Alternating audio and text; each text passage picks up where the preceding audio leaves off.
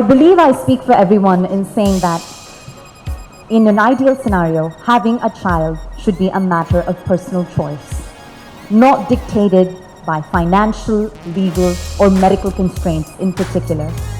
But in scenarios such as these, it is assisted reproductive technology that has come to the rescue of so many childless couples and allowed them and empowered them to experience parenthood. So today we're all gathered here at a gathering of all relevant stakeholders, from Bollywood celebrities to everyday citizens, from lawmakers to Indian medicine's movers and shakers, in an attempt to address this very topic, the future of fertility. So Dr. Pai, I'd like to start with you. Research indicates that in our country alone, upwards of 25 million couples actively trying to conceive are falling victim to infertility.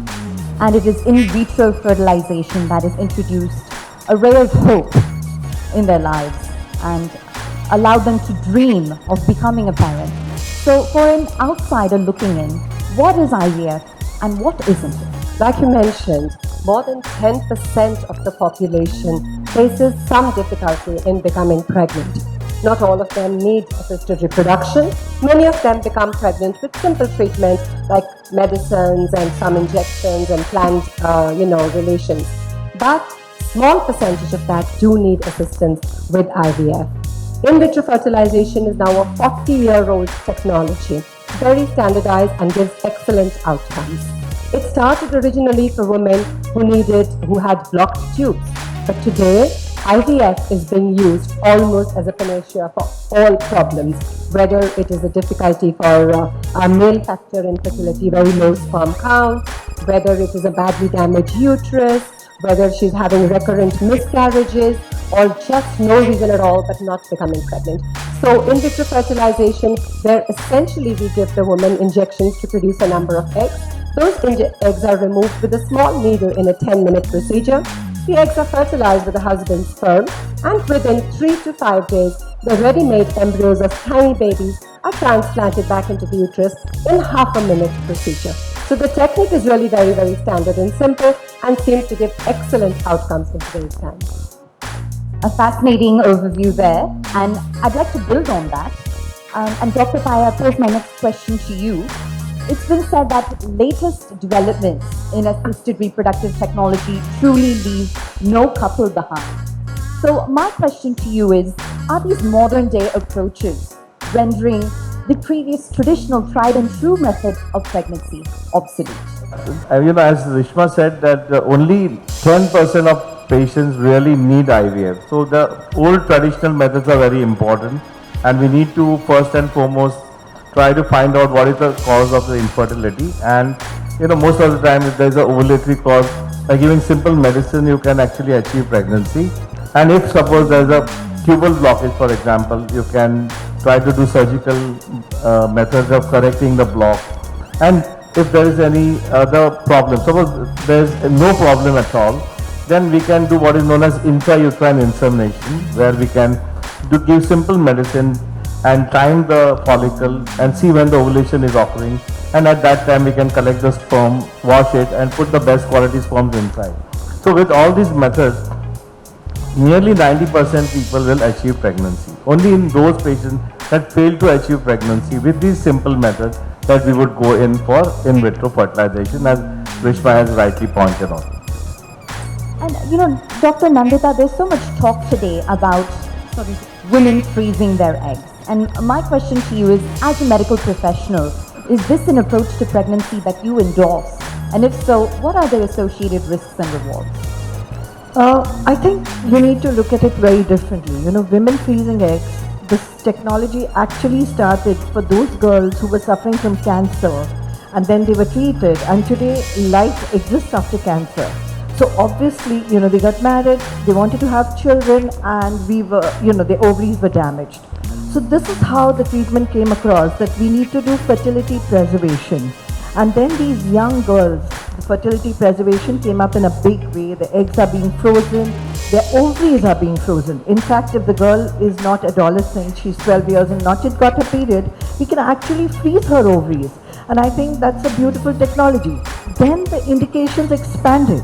There were lots of patients who had recurrent surgeries like endometriosis, different tumors of the ovary where we need to go in and repeatedly operate on that ovary.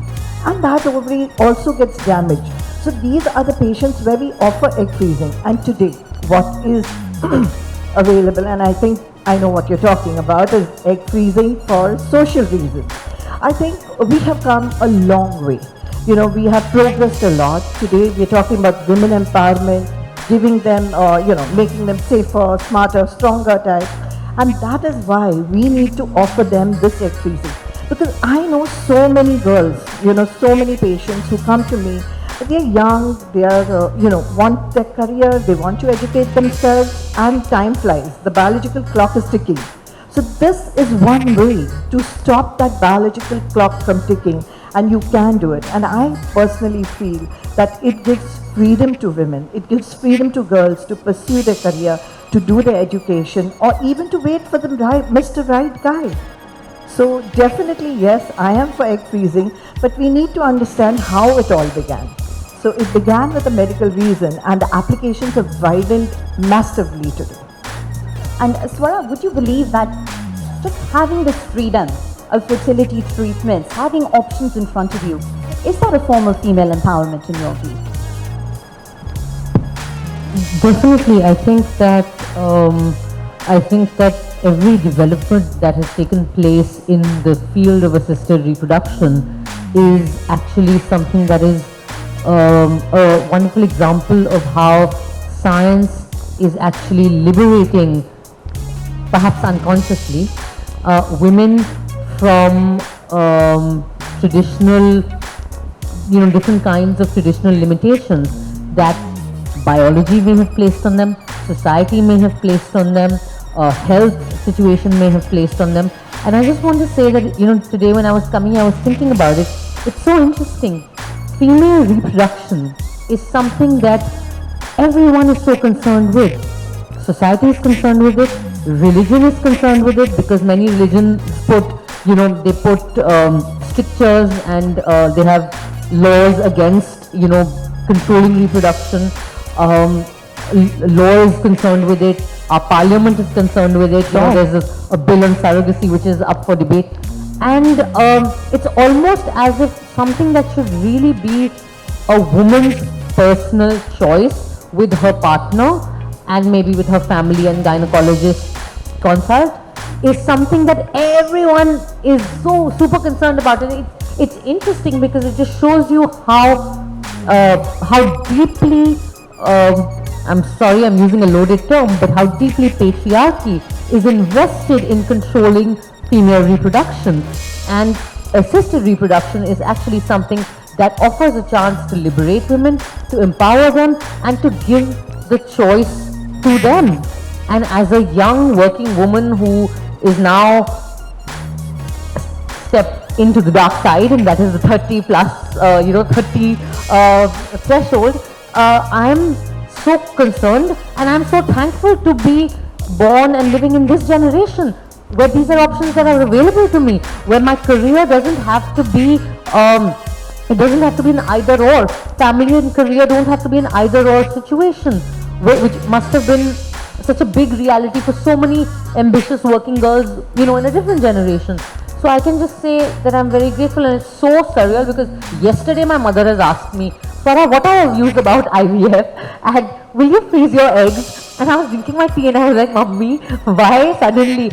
But it's great that in families now this conversation is becoming acceptable, that mothers are actually taking this lead and putting this, like she's like, अच्छा शादी नहीं करोगे तो क्या बच्चे भी नहीं करोगे? And I'm like, what? Am I listening to this correctly? Like, is my mother actually saying that there is, that there is some other option?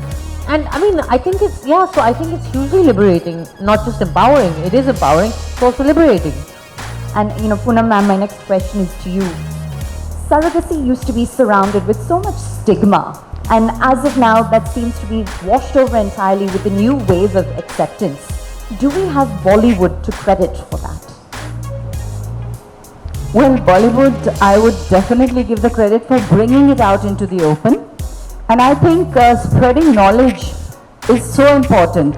And somehow when there's a Bollywood person or a celebrity who talks about something openly, you know, there were days when people used to do things very secretly and they would disappear for a few months and come back with a baby and say, ye to mera hi bachcha hai, whereas it was probably not that true. But today people are openly accepting the fact that there may be a need for surrogacy.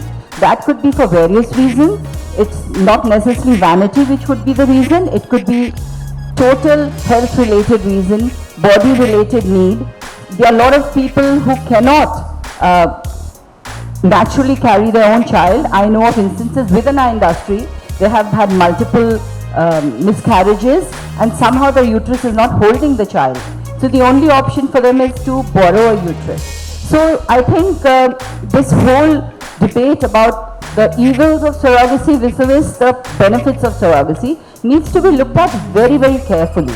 Because I always say that anything good can have a few ramifications which can be misused. So you can't throw the baby with the bathwater.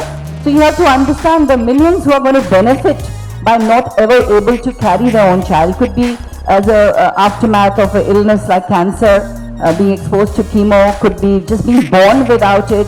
I believe even tuberculosis, one of the side effects is that you can get infertile, not your uterus cannot carry it. So yes, Bollywood has brought it into the open, which I think we should be grateful to. And also today's society, we must talk about that we have relationships which are not the traditional man-woman relationships, but they are human beings who also want to have children. My next question, and I think I'm stating the obvious in saying that there is no substitute. When it comes to any fertility treatment, there is no substitute for first-hand experience. So, Satish ji, I throw the floor to you and I ask that you open up to us and share your personal journey with the audience. This discussion was really getting heated up, but I must tell you that today, me, Satish Kaushik, who's sitting the happiest person in the world, is because of this assisted reproduction, because of my friend Poonam Dhillo. From Poonam Dhillo, I got connected to Nandita Palsitkar, then to Reshma Pai, then to Rishikesh Pai. हमारी हिंदी फिल्मों में एक dialogue होता है, भगवान मेरी सूनी गोद भर दे यार. तो मेरे लिए तो ये भगवान है असल में. You are like God to me. You are God to me because people tell me that I feel they look very happy seeing me, watching me on the screen. But I tell you, it is a very coincidental thing today. Coincidental day is a coincidence that today is 2nd March. And 1995, I had lost my 2-year-old son today at this hour only, you know. And after that, my life was totally in shambles. I was working day and night. I was a busy actor. I was a busy director. I was working back to back in films. I had no time even to mourn the death of my son. And after that, how we say in our society that I was very unlucky. My wife was unlucky. We didn't have child for so many years. And then this assisted reproduction came, which gave me so much happiness. I remember Poonam's one birthday party, which in near 2010 or something in some Worli pub, you know, and where Rishikesh came to me and said, I don't know how we used to meet socially, and he told me, Satish, I want to give you a child. You are such a happy person, but there is something sadness about you, which I can read, and I want to make you happy. And I said, doctor, please. And he pushed me. Then I,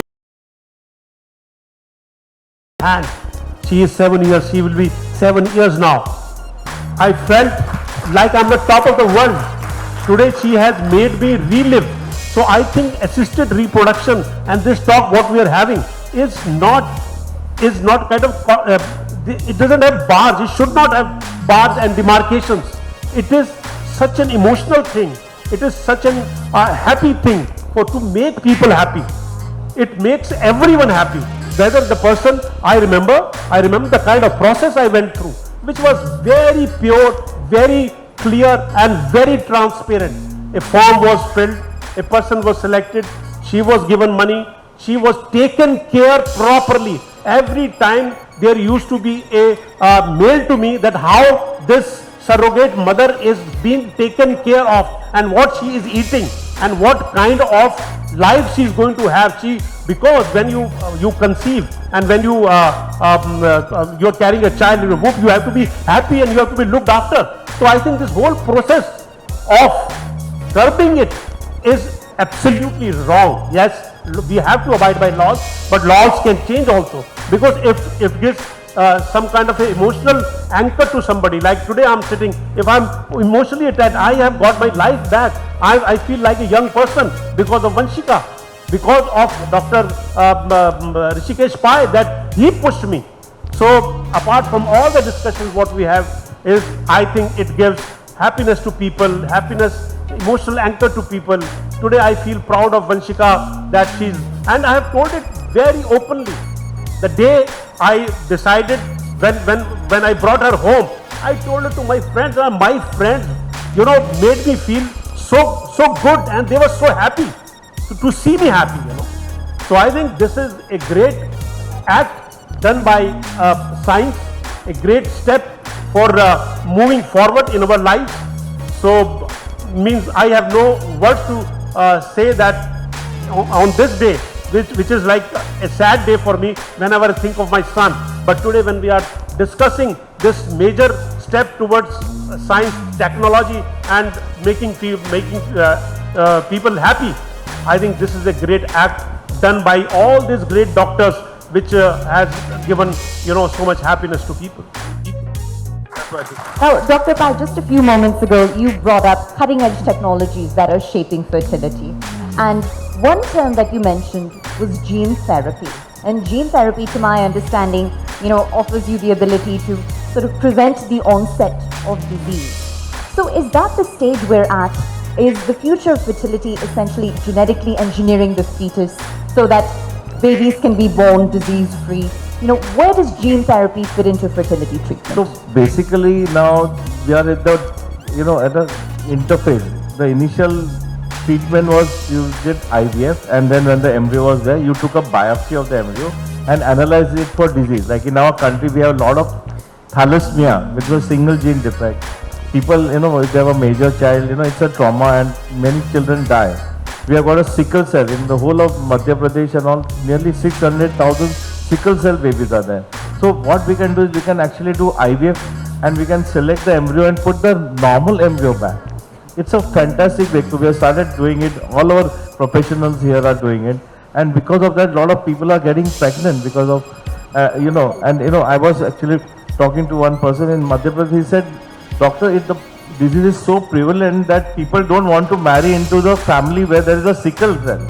For many women are not getting married because family has sickle cell anemia. So this is one part of the gene treatment, diagnosing abnormality. The second part, which is the breakthrough part, is the trying to edit those genes. We can actually diagnose the embryo. Now at present we are discarding those embryos. We can not correct those embryos, but there is a lot of controversy because at present we can't put the embryos back because gene editing is a controversial area. There's a lot of ethical problems involved in that part of our line. But I feel that, but this is my personal opinion, every breakthrough in science has to go ahead. We can control it. Everyone says, oh, you can edit genes, so tomorrow we can have a color. I mean, how foolish a statement it is.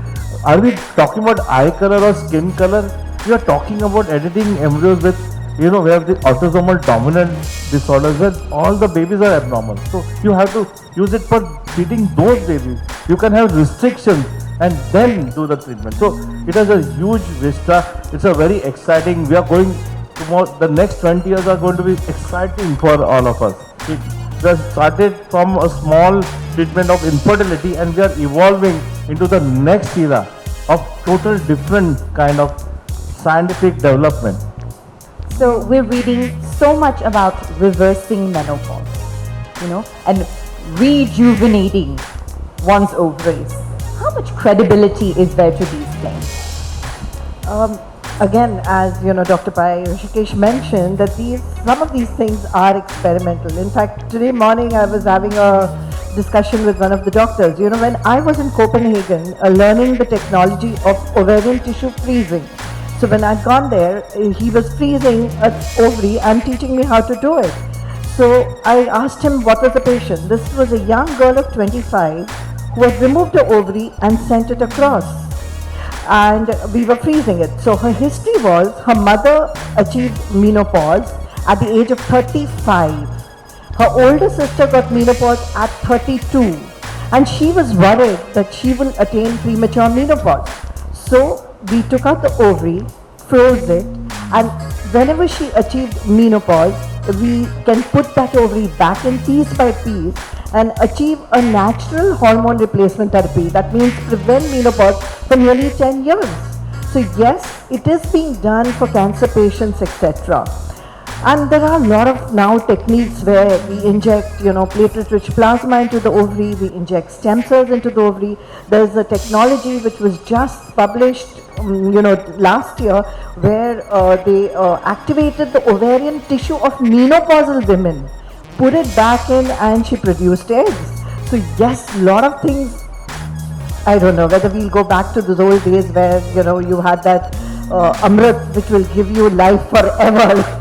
So maybe it was something like this, and we'll be probably, looking at menopause. Bye-bye.